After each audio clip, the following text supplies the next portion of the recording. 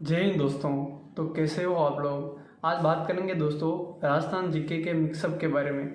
क्योंकि हम कई बार तो क्या होता है राजस्थान जीके की तैयारी कर लेते हैं, पर कभी कभी हम क्रम वाइज तैयारी करते हैं तो उसके लिए बीच का कॉमन क्वेश्चन पूछे जाते हैं, जैसे किसी चीज़ से रिलेटेड मिलते जुलते क्वेश्चन होते हैं, वो हमें समझ में नहीं आते। तो मैं आपके सामने ऐसी सीरीज लेके आया हूँ जिसमें हम मिलते जुलते राजस्थान जीके से रिलेटेड क्वेश्चन और तथ्य के बारे में बात करेंगे दोस्तों। जैसे कि नॉर्मल बात करूं मैं आपके सामने, तो नवलखा दरवाजा कहाँ स्थित है दोस्तों। नवलखा दरवाजा रणथंभौर सवाईमाधोपुर में स्थित है।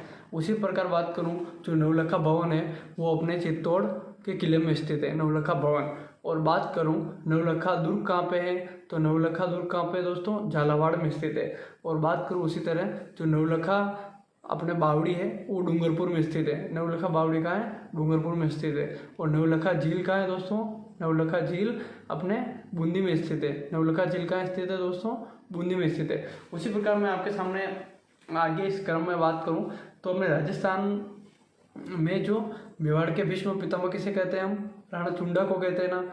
उसी प्रकार राजस्थान में पत्रकारिता का भीष्म पितामह किसे कहते हैं, तो हम पंडित जवाहरमल शर्मा को कहते हैं, पंडित जवाहरमल शर्मा को कहते हैं। उसी प्रकार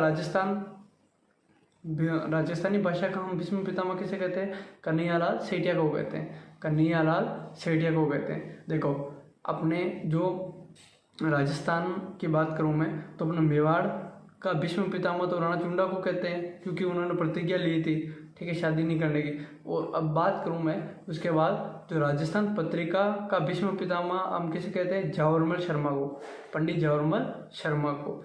और मैंने आगे आपको क्या अनुसार तथ्य बताया था, जो अपने राजस्थानी जो भाषा है उसका भीष्म पितामह हम किसे कहते हैं, कन्हैयालाल सेठिया को, किसे कहते हैं, कन्हैयालाल सेठिया को। अब आगे इसी कड़ी में मैं बात करूँगा तो राजस्थान के हम, ठीक है, राजस्थान की परमाणु नगरी तो क्या है अपना पोखरण जैसलमेर। राजस्थान की परमाणु नगरी किसे कहते हैं हम, पोखरण जैसलमेर के कहते हैं। राजस्थान की परमाणु नगरी हम पोखरण जैसलमेर को कहते हैं। तथा राजस्थान की अणु नगरी रावत भाटा चित्तौड़ को कहते हैं। अणु नगरी किसे कहते हैं, रावत भाटा चित्तौड़ को कहते हैं दोस्तों। अब आगे बात करूँगा मैं आदिवासियों का मसीहा, आदिवासियों का मसीहा हम किसे कहते हैं, आदिवासियों का मसीहा मोतीलाल तेजावत को कहते हैं दोस्तों। आदिवासियों का मसीहा मोतीलाल तेजावत को कहते हैं दोस्तों। उसी प्रकार आदिवासियों की बाई जी हम मंजू राजपाल को कहते हैं, आदिवासियों की बाई जी मंजू राजपाल को कहते हैं दोस्तों।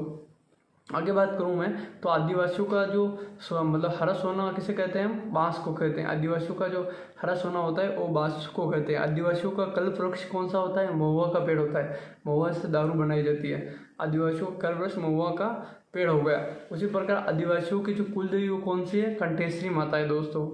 कुल देवी कौन सी है, कंठेश्वरी माता है, याद रखने वाले देते हैं। तो दोस्तों वीडियो अच्छा लगा हो तो लाइक शेयर सब्सक्राइब जरूर कर दे। धन्यवाद।